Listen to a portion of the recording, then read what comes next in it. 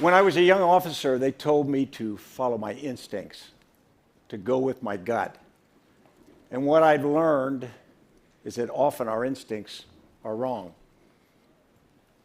In the summer of 2010, there was a massive leak of classified documents that came out of the Pentagon.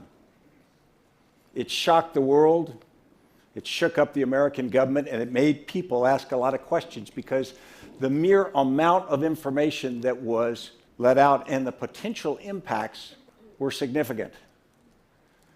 And one of the first questions we asked ourselves was, why would a young soldier have access to that much information? Why would we let sensitive things be with a relatively young person? In the summer of 2003, I was assigned to command a Special Operations Task Force. And that task force was spread across the Mideast to fight Al-Qaeda. Our main effort was inside Iraq. And our specified mission was to defeat Al-Qaeda in Iraq. For almost 5 years, I stayed there.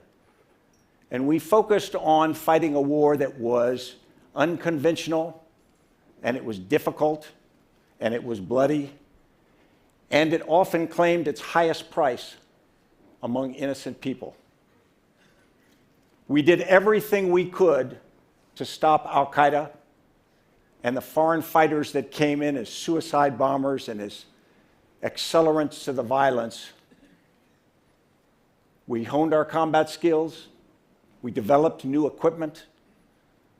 We parachuted, we helicoptered, we took small boats, we drove and we walked to objectives night after night to just stop the killing that this network was putting forward. We bled, we died, and we killed to stop that organization from the violence that they were putting largely against the Iraqi people. Now, we did what we knew, how we had grown up, and one of the things that we knew that was in our DNA was secrecy, it was security, it was protecting information, it was the idea that information was the lifeblood and it was what would protect and keep people safe.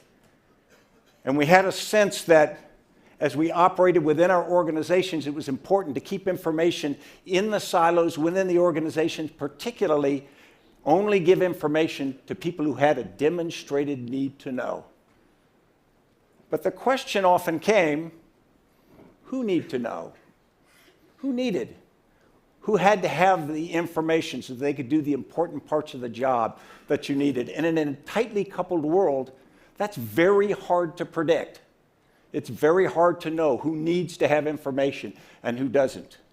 I used to deal with intelligence agencies and I'd complain that they weren't sharing enough intelligence, and with a straight face they'd look at me and they'd say, "What aren't you getting?" I said, if I knew that, we wouldn't have a problem. But what we found is we had to change. We had to change our culture about information. We had to knock down walls. We had to share.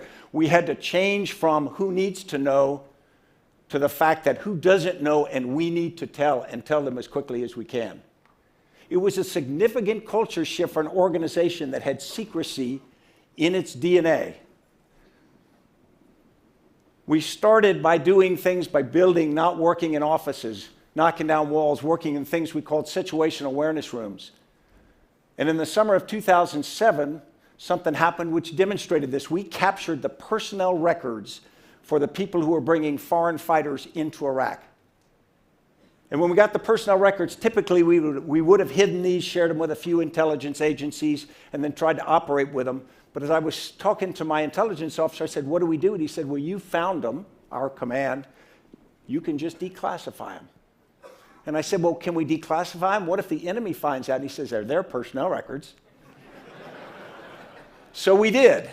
Now, a lot of people got upset about that. But as we pass that information around, suddenly you find that information's only of value if you give it to people who have the ability to do something with it. The fact that I know something has zero value if I'm not the person who can actually make something better because of it.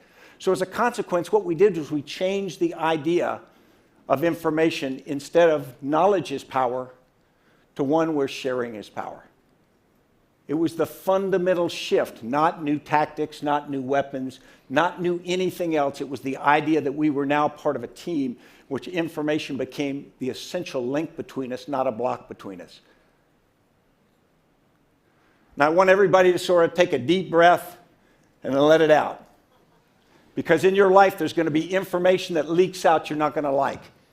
Somebody's going to get my college grades out, and that's going to be a disaster. But it's going to be okay. And I will tell you that I am more scared of the bureaucrat that holds information in a desk drawer or in a safe than I am of someone who leaks. Because ultimately, we'll be better off if we share. Thank you.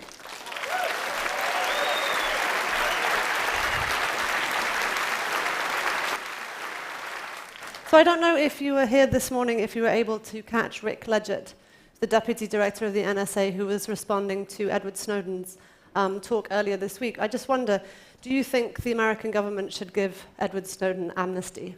I think that Rick said something very important. Most people don't know all the facts. I think there are two parts of this. Edward Snowden shined a light on an important need that people had to understand. He also took a lot of documents that he didn't have the knowledge to know the important stuff. So I think we need to learn the facts about this case before we make snap judgments about Edward Snowden. Thank you so much. Thank you.